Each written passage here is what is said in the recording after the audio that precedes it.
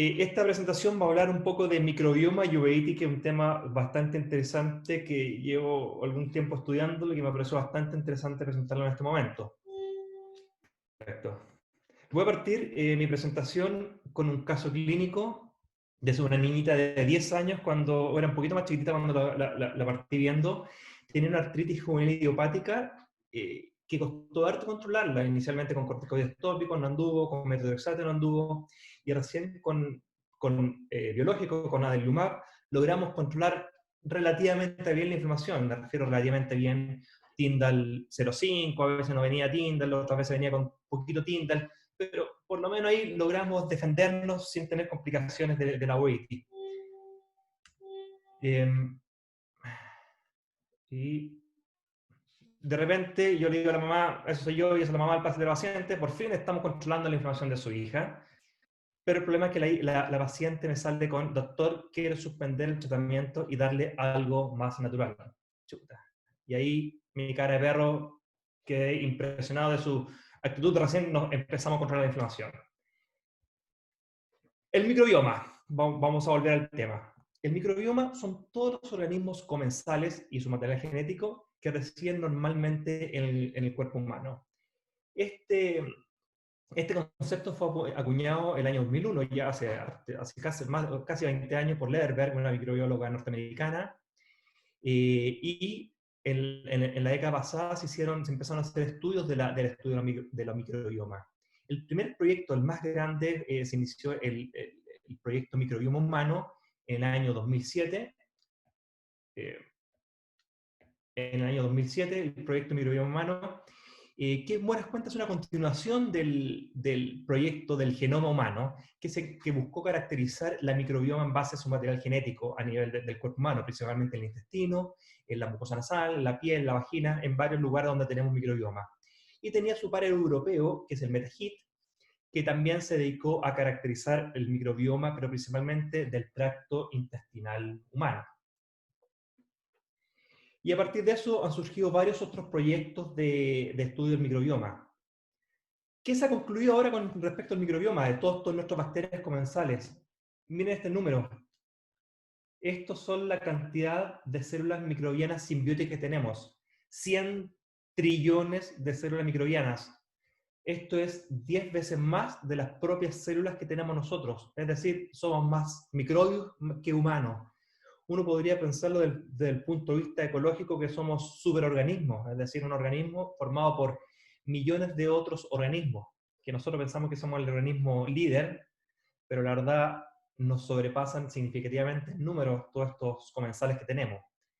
La mayor concentración de microbiota está en el tubo digestivo. Se han descrito más de 1000 bacterias en el tubo digestivo humano.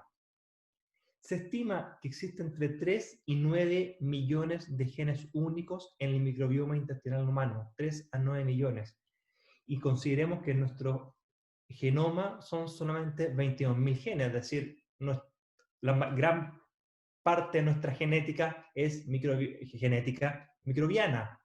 Y esto hace que los genes de nuestro microbioma sobrepasen por lo menos 100 veces a uno nuestro propio genoma. ¿Cuál es el rol de la microbiota? Participa en la digestión de alimentos. Participa en la producción de vitaminas. Hay varias vitaminas que son sintetizadas por nuestra microbiota. Por ejemplo, la vitamina K, la tiamina, la riboflavina, la vitamina B12. Nos defiende también contra organismos patógenos. El mejor ejemplo es la infección por Clostridium difficile, que luego de tener un tratamiento de amplio espectro, somos colonizados por este germen porque no tiene una respuesta de defensa de nuestras propias bacterias, es decir, controlan su territorio.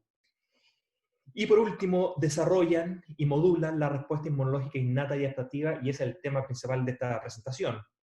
Cuando se ponen a estudiar el rol de la microbiota, se han hecho varios estudios de microbiota incluso en el ambiente.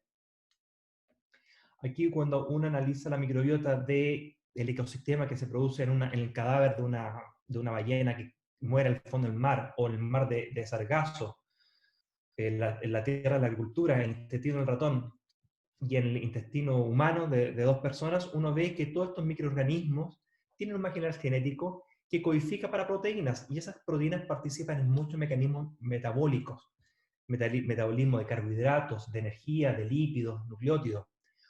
Muchos de estos metabolismos o vías metabólicas nosotros no la tenemos, por lo tanto dependemos de ese metabolismo de nuestra microbiota para poder nosotros tener el material final de ese proceso metabólico. Por ejemplo, la síntesis de vitaminas. Cuando falla la microbiota, cuando hay una alteración de la microbiota, es algo que se llama disbiosis. Y la disbiosis ha sido asociada a un sinnúmero de enfermedades, tanto inflamatorias, espondiloartritis, artritis reumatoidea, enfermedad cardiovascular. El accidente de placa es un fenómeno inflamatorio, la uveitis, cosas que nosotros pensamos que pueden no estar relacionadas con la microbiota, depresión y autismo, por la microbiota materna, espondiloartritis, diabetes, etc. Un gran sinnúmero, ojo seco, para nuestros corneólogos, ojo seco. Hay un ejemplo muy bonito que estudia en la microbiota en la obesidad. Como la obesidad está relacionada con la microbiota, sí, es uno de los factores que influyen en la obesidad. Y se ha estudiado ratoncitos que se les destruye toda la microbiota y se le ha puesto microbiota particular en algunos ratones y otros, algunas microbios que tienen otras funciones. Y se ha visto que la obesidad dependía de qué microbiota tenía esos ratoncitos. A ver, ¿qué tiene que ver esto entonces? Como les decía, producen metabolismos o vías metabólicas que el organismo host o el organismo anfitrión no tiene. ¿Qué pasa si yo me como un pedazo de papel? No tenemos enzimas que digieran la celulosa. Pero ¿qué pasa si lo dijera que tuviésemos, me alimento con un microorganismo que tiene una vía metabólica que metaboliza la celulosa y en mi intestino produce el metabolismo de la celulosa y hace que se absorben en pequeños hidratos de carbono, y esos hidratos de carbono me dan calorías y engordo por comer papel? Es un ejemplo bastante burdo, pero es así como participa la microbiota, por ejemplo, en la aparición de obesidad. Entonces, cuando hay una disbiosis, hay un mayor riesgo de enfermedad. ¿Cuál es el proceso para que la microbiota induzca la enfermedad? Es actualmente desconocido. Esta es una foto de la madre y un niño enfermo, de Pablo Picasso, que está en el museo en Barcelona. Pero hay algunas teorías con respecto a eso que nos pueden aclarar un poco por qué la microbiota puede inducir algunas enfermedades. En primer lugar, la pérdida de la homeostasis inmune. Segundo, mimetismo molecular. Y tercero, el aumento de la permeabilidad intestinal. Vamos a ver el primero. En el tubo digestivo, que es donde mayor cantidad de gérmenes tenemos, hay un equilibrio que está determinado en gran parte por nuestra microbiota. Hay una especie de tolerancia. Aquí sean todos bienvenidos, aquí no peleamos mucho, aceptamos antígenos externos sin producir una enfermedad autoinmune o una reacción autoinmune significativa. Si no, estaríamos todos con enfermedad inflamatoria intestinal, estaríamos todos con reacción adversa contra nuestros propios alimentos. Y aquí hay unos conceptos que son muy interesantes, que son los famosos MAMS y DAMS, que son patrones moleculares asociados a daño y asociados a patógenos. Nuestro sistema inmune, en grandes rasgos, se divide en sistema inmune adaptativo y sistema inmune inespecífico. Y en buenas cuentas, nuestro sistema innato o inespecífico anda sensando por señales de peligro, anda dando vuelta sin tener que reconocer algún patrón específico, como lo hace el sistema específico, el sistema adaptativo, reconoce así patrones extraños. ¿Sabes qué? Este gallo me parece un poco raro. Y esos son los DAMS y esos son los MAMS. Son patrones que el sistema inmunológico conoce como extraños o como peligro. Pero como les decía, en el tubo digestivo, y estos patrones que reconoce, le da lo mismo si una bacteria, esto o esto otro. Solamente reconoce peligro y va a avisar al sistema inmune adaptativo. Y el tubo digestivo, nuestras defensas, nuestras células innatas, que andan sensando estas señales de peligro o de patógeno, se hacen un poquito las lesas con respecto a los MAMS y los DAMS. Es decir, no van a ir a activar una respuesta inmune adaptativa. Y eso gracias a este estado de homeostasis que existe en nuestro tubo digestivo. ¿Qué pasa cuando se pierde este equilibrio? Empieza a haber una reacción inflamatoria. Aumenta la interleuquina 17, es decir, se produce una fenotipo de linfocitos TH17, que son linfocitos proinflamatorios, con una disminución de los linfocitos T regulatorios, que son los que producen la interleuquina 10, interferón gamma y otras citoquinas antiinflamatorias. Por lo tanto, se pierde este equilibrio inmunológico, pudiendo desencadenar inflamación.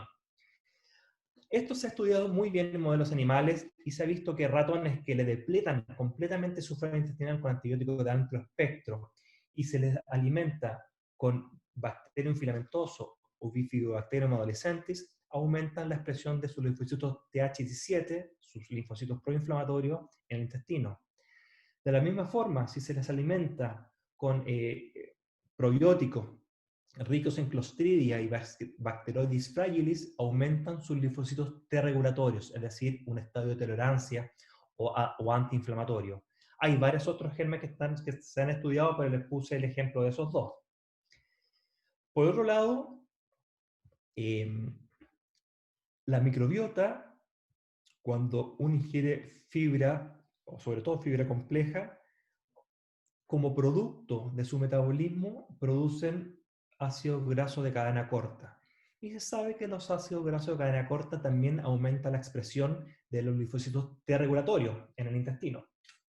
Por tanto, otro mecanismo antiinflamatorio. Vamos a ver algunos ejemplos para ver qué pasa en el ojo, porque estamos hablando solamente a nivel intestinal. Estos son modelos muy bonitos de estudio que se han estudiado mucho en uveitis. No podemos muchas veces estudiar uveitis en modelos humanos y el modelo ratones es un muy buen modelo de estudio. Hay dos modelos clásicos, está el modelo inducido y el modelo espontáneo. El modelo inducido son ratoncitos wild type de esa cepa que tienen cierta propensión a enfermedades inflamatorias en las que se le inyecta esta proteína retinal asociado a un adyuvante para desencadenar una respuesta inmunológica. Y se lo inyectan, por ejemplo, en la batita. Vienen sus linfocitos T, reconocen este antígeno como externo, pero más encima lo reconocen en un ambiente inflamatorio dado por este coadyuvante, que son moléculas del Mycoplasma tuberculoso. Y este ratoncito va a generar, después que le inyecto esto a los días y semanas, una uveitis. Y es un modelo muy interesante de estudio. Y por otro lado tenemos el modelo espontáneo de la uveitis, que estos ratoncitos hacen una uveitis sí o sí. ¿Cómo se logra? Se sacan los linfocitos T de estos ratones que hicieron la uveitis espontánea, o sea, inducida.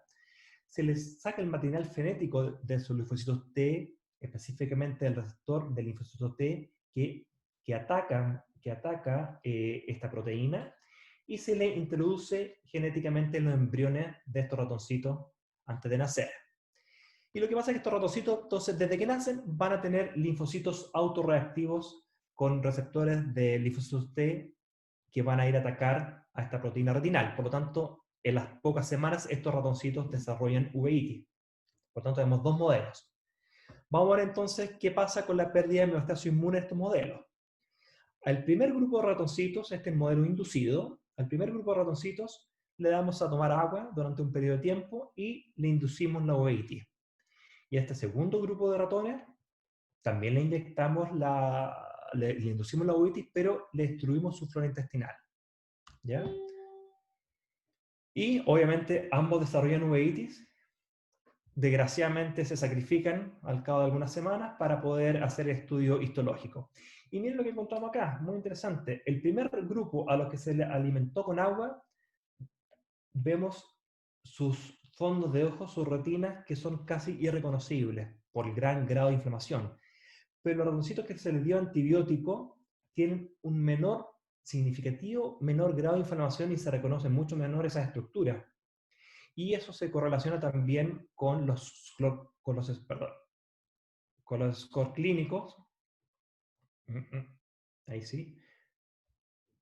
Se correlaciona con los scores. Perdón. Aquí. Ahí sí.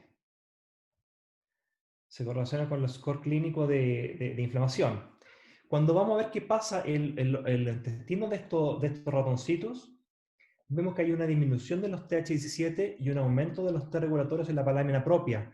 Pero a nivel ocular ocurrió algo muy interesante. Miren esto, la primera foto, estos de acá, fueron los que se alimentaron con agua. Si se fijan, no se reconocen estructuras retinales en comparación con los ratoncitos que sí se les dio el tratamiento antibiótico. Se reconoce una retina muchísimo más nítida.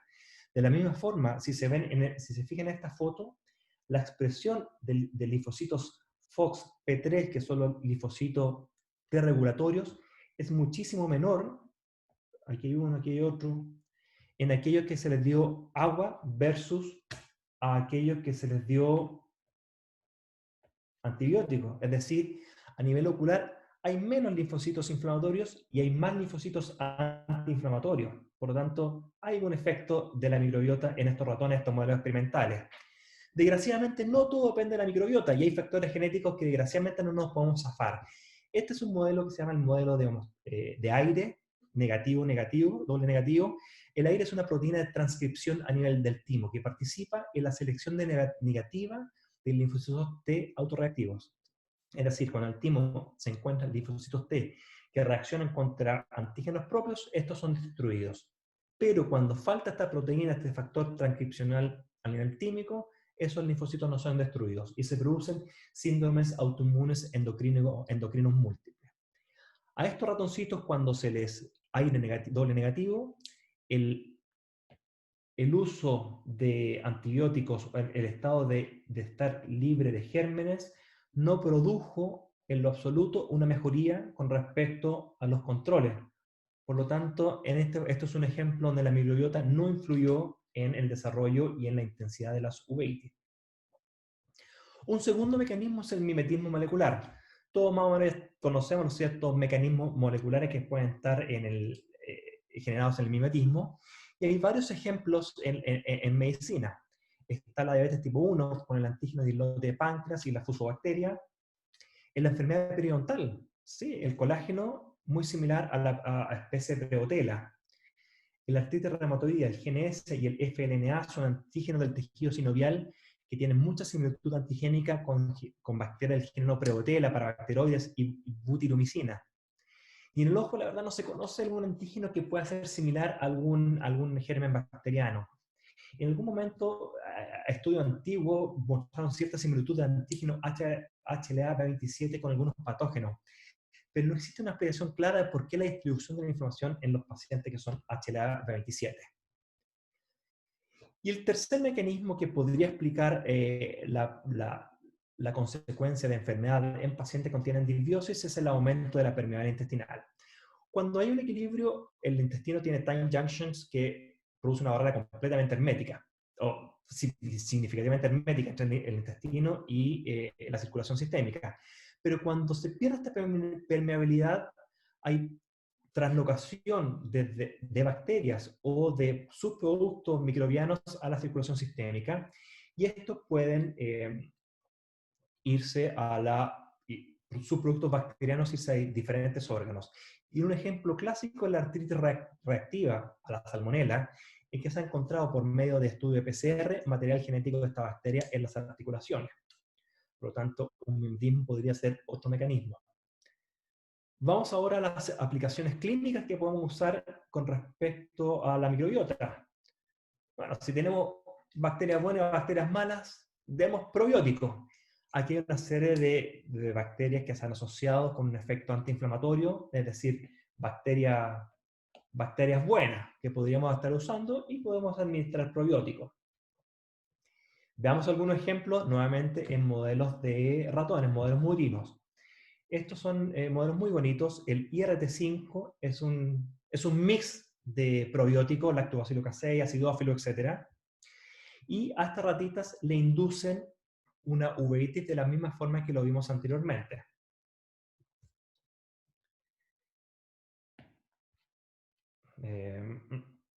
Ahí. Entonces, y después de unas semanas, estas ratitas se sacrifican. Entonces, vemos a las ratas control que no tuvieron, a las que no se le indujo la uveitis, tenemos una retina bastante sana. Por otro lado, a las ratitas que se le indujo la uveitis, pero se les dio tomar una solución salina, generaron significativa inflamación a nivel retinal, como ven aquí en esta histología, una infiltración leucocítica enorme en su retina. Pero el ratoncito que se le indujo la uveitis, pero se les dio a tomar este probiótico, tenemos una retina bastante indemne. Y cuando uno ve los scores clínicos, voy a limpiar un poquito esto, cuando uno ve los scores clínicos, en los que no tienen uveitis y en los ratoncitos que se le indujo la uveitis, pero se les dio este probiótico, la verdad, bastante similar.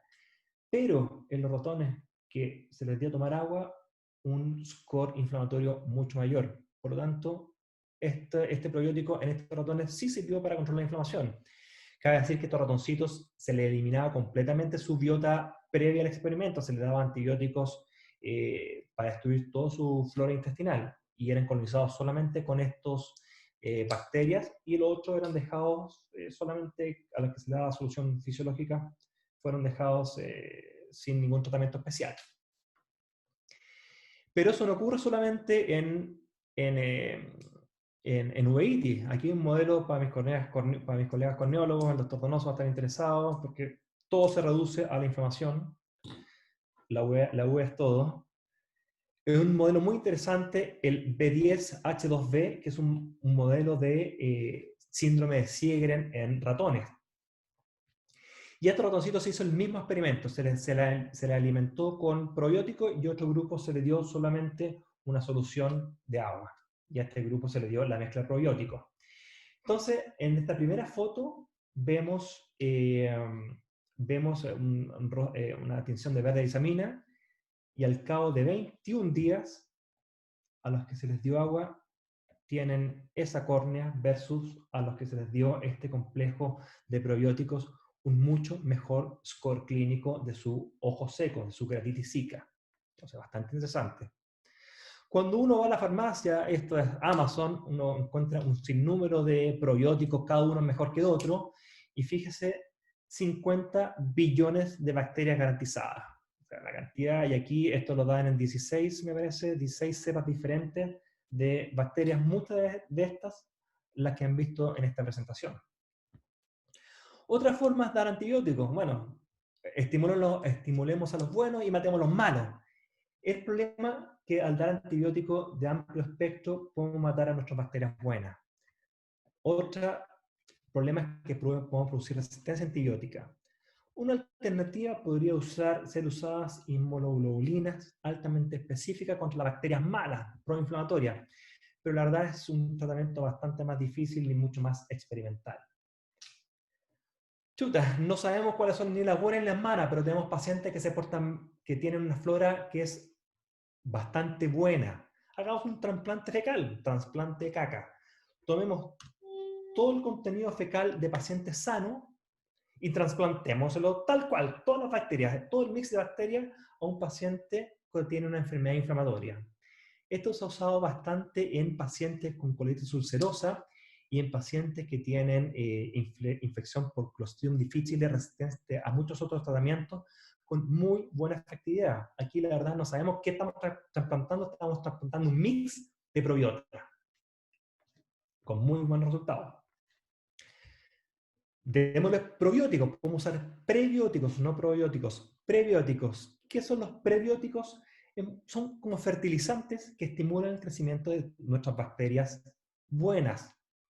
Por lo tanto, estimulamos el crecimiento y la formación de nuestros aliados. Y estos son fibras vegetales especializadas que lo encontramos en bastantes alimentos de origen vegetal.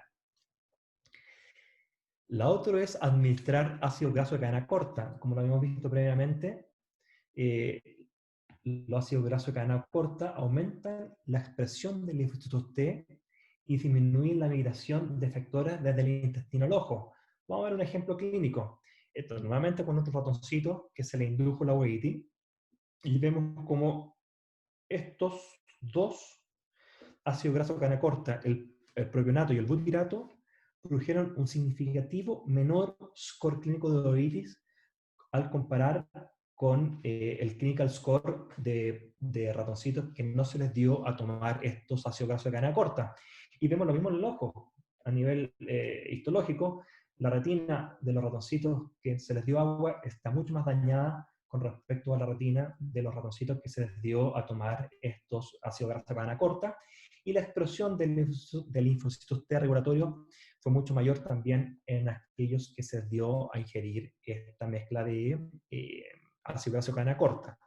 Desgraciadamente, este modelo solamente fue replicado en una sola cepa de ratones, pero en otra no pudo ser replicado, por lo tanto, no podría ser un mecanismo probablemente que aplique a todas las especies.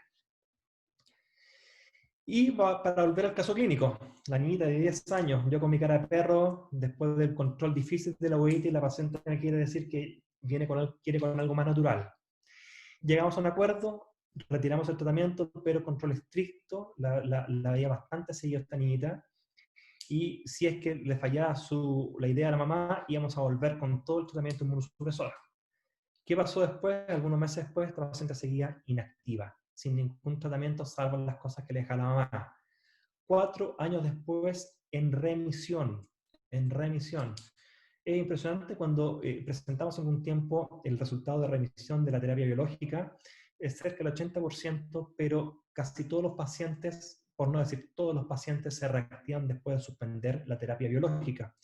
Y este pacientito, 4 años después, esta niñita sigue en remisión.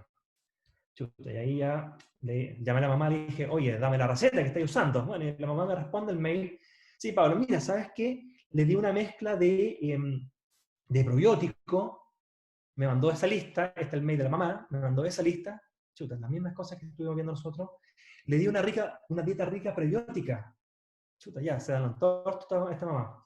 Le dio DHA y EPA, ácido graso. La verdad no sé si hay mucha relación con la uveitis, pero la verdad tiene bastante buen efecto a nivel de la salud en general. Y por último, le daba a comer harto cúrcuma, ya no es pastilla de cúrcuma que me mandó la cajita mamá, que la encontraba bastante útil. ¿Qué onda la cúrcuma? Además de ser rica, usarla mucho en comida india, ya se ha demostrado su efecto antiinflamatorio a nivel ocular. Aquí dos estudios que aparecen en la literatura, en modelos animales, que ve el efecto de la curcumina, que es un principio activo de la cúrcuma en el control de la uveitis y inflamación ocular. Otras aplicaciones, la degeneración macular relacionada con la edad. En la degeneración se ha visto que hay alteración de la microbiota. La microbiota participa en metabolismo, en vías metabólicas de los carotenoides, participa en activación del complemento. El complemento es uno de los principales efectores o vías alteradas en la degeneración macular relacionada con la edad. Por lo tanto, el manejo de la microbiota podría ser una alternativa en el manejo de esta enfermedad. El ojo seco, como lo vimos, la microbiota tanto local a nivel conjuntival como la microbiota del sistema digestivo. Este fue un estudio presentado de largo el año pasado, que pacientes con ojos secos se asociaron a una diversidad menor de microbiota intestinal. Bastante interesante. Y por último, participa en la prevención de conjuntivitis. También nuestra flora comensal defiende su territorio para que no lleguen gérmenes más patógenos.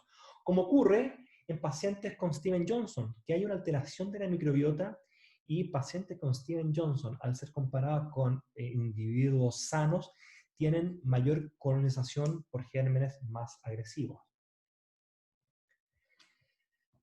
Para concluir esta presentación, solo recalcar que el microbioma son todos los microorganismos que viven y conviven en nuestro cuerpo.